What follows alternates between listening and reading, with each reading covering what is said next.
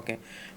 இப்ப நீங்க சொன்னதுலேருந்து கேட்குறேன். இப்ப AI will take over your jobs, AI will take over your everything அப்படின்னு சொல்லி நீங்க ரிடண்டன்ட்டா சொல்றது ஓகே.